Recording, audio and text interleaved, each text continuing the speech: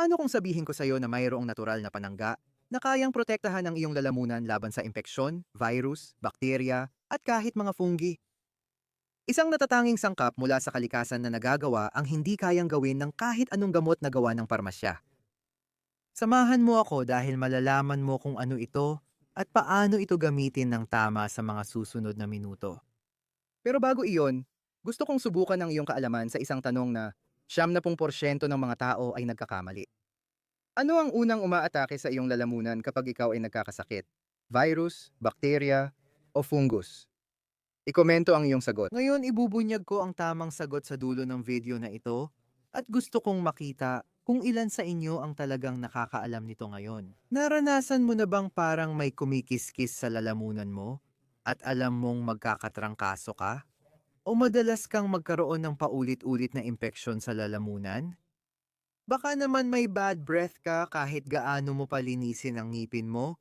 O baka naman sawa ka na sa kakasakit tuwing nagbabago ang panahon?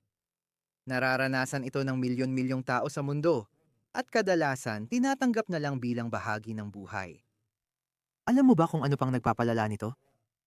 Kapag nagkakasakit ka, nawawalan ka ng trabaho, kinakansela ang mga lakad, at nakakaramdam ng matinding pagod. Humihina rin ang immune system sa bawat impeksyon, at ang pag-inom ng antibiotic ay pumapatay ng mabubutit masasamang bakterya. Gumagastos ka ng pera sa mga gamot na sintomas lang ang tinutugunan, hindi ang ugat ng problema, at paulit-ulit lang ang siklo na ito. Samantala, hindi nabibigyan ng pagkakataon ang iyong katawan na makabuo ng tunay at pangmatagalang proteksyon. Matagal na palang nasa kalikasan ng solusyon, nakatago lang. Pinag-uusapan ko ngayon ang propolis at bago mo isipin na isa lang itong uso sa kalusugan, hayaan mong ipaliwanag ko kung bakit kakaiba ang propolis sa kahit anong nasubukan mo na. Ang propolis ay dagta na kinokolekta ng bubuyog mula sa mga halaman. Kapag inatake ng peste, naglalabas ang halaman ng dagta para gumaling. Ang matatalinong bubuyog ay kinokolekta ang dagta upang iselyo at protektahan ang kanilang pugad laban sa mga mananakop. Heto ang kamanghamanghang bahagi. Ang propolis ay antibacterial, antifungal, antiviral, at anti-inflammatory, lahat sa iisang sangkap. Sa industriya ng parmasyutika, wala pang gamot na kayang labanan ang fungi, bakterya, at virus ng sabay-sabay. Pero sa kalikasan, meron at ito ay ang propolis. May tatlong pangunahing uri ng propolis. Ang berdeng propolis mula Alecrim ng bukid sa Timog Silangang Brazil ay may Artepilina C, isang malakas na anti-inflammatoryng sangkap. Ang pulang propolis ay galing sa isang gumagapang na halaman sa hilagang silangang bahagi ng Brazil at may mga katangiang laban sa tumor, partikular na pinag-aaralan para sa prostate at iba pang uri ng cancer. Ang kayumangging propolis ay mula sa iba't ibang halaman at may maraming benepisyo. Bawat uri ay may natatanging mga katangian, ngunit lahat sila ay may mahahalagang benepisyo ng proteksyon. Ano ang benepisyo ng propolis para sa iyo? Una, ito ang panangga ng iyong lalamunan. Kung masakit ang lalamunan mo, pinapababa nito ang pamamaga at nililinis ang impeksyong dulot ng fungi. Nilalabanan din nito ang impeksyong bakteryal at viral, pati sinusuportahan ang depensa ng katawan. Nakakatulong ito sa mabahong hininga sa pamamagitan ng pagpatay sa bakterya, nagpapalakas ng immune system, at nakakaiwas sa sipon at trangkaso. Bago pa man sila magsimula, nakakatulong ito sa paggaling ng ulcer sa tiyan at maaaring labanan ang H. pylori. Kapag hinalo sa pulot, pinapakita ng pag-aaral na kaya nitong pagandahin ang mood, bawasan ang pagkabalisa, at pagbutihin ang tulog. Isipin mong mapigilan ang impeksyon sa lalamunan, mabawasan ang pamamaga, malinis ang katawan, at mapalakas ang iyong immune system. Lahat gamit ang isang natural na sangkap. Pero heto ang susi. Propolis. Hindi ito isang bagay na iniinom mo lang kapag may sakit ka na at umaasa ng agarang resulta. Gumagana ito bilang pangontra. Kailangan mo itong inumin araw-araw para sa pangmatagalang benepisyo. Mas mahalaga ang consistency kaysa konsentrasyon. Mas mainam ang araw-araw na mababang dosis kaysa paminsan-minsang mataas na dosis. Isipin mo ito na parang nagtatayo ka ng kuta. Hindi mo hinihintay na nasa tarangkahan na ang kalaban, araw-araw mong pinapatibay ang mga pader. Paano tama uminom ng propolis? Para sa batang higit 3 taon, kalahating patak bawat kilo ng timbang. Ang batang 20 kilo ang timbang ay iinom ng 10 patak araw-araw. Pwedeng uminom ang matatanda ng 20 patak araw-araw. Pwede mong inumin lahat ng sabay o hatiin ng dosis. Inirerekomenda kong ihalo ito para mas madali inumin. Ilagay muna ang mga patak ng propolis. Pagkatapos, pigaan ng kaunting katas ng kalamansi, haluin, magdagdag ng tubig, haluin ulit, at inumin. Pwede mo ring gamitin ang langis ng oliba bilang base. Haluin ang propolis, lagyan ng kalamansi at tubig, haluin ulit at inumin. Binabawasan ng paraan na ito ang lasa. Lalo na para sa mga bata, ang pulang propolis ay karaniwang mas matamis ng kaunti. Kaya, inirerekomenda ko ito para sa mga bata. Pero mag-ingat lang dahil madaling makamansya ng damit.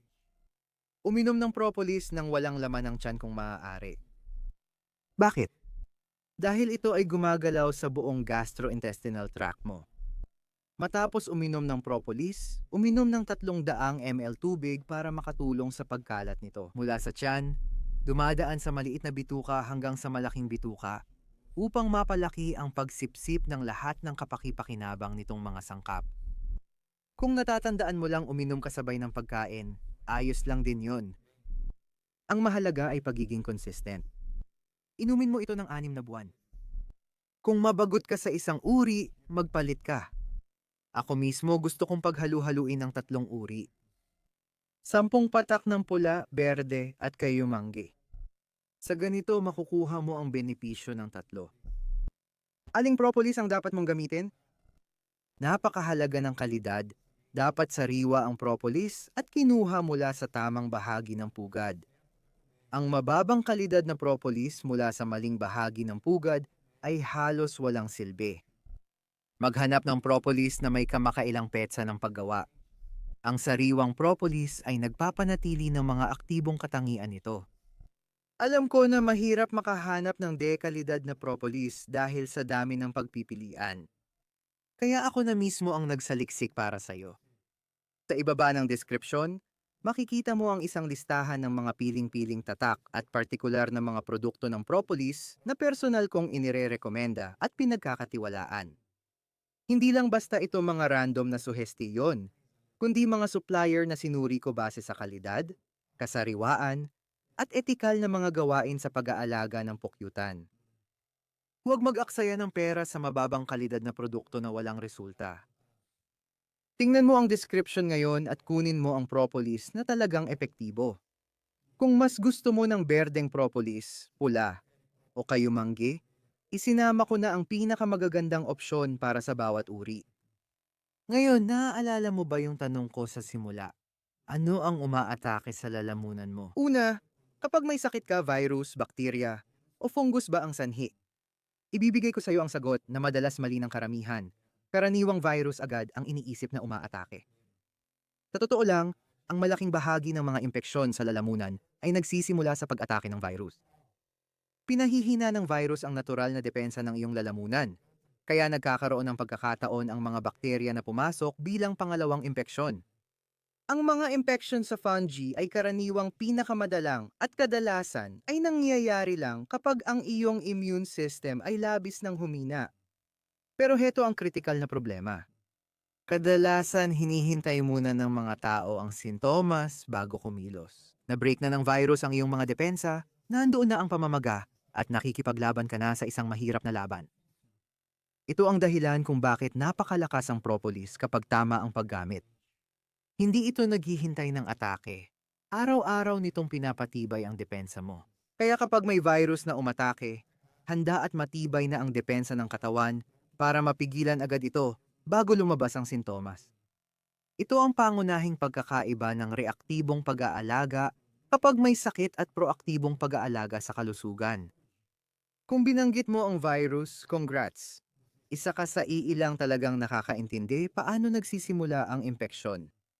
Magkaiba ang pag-alam ng sagot at paggawa ng preventive na aksyon.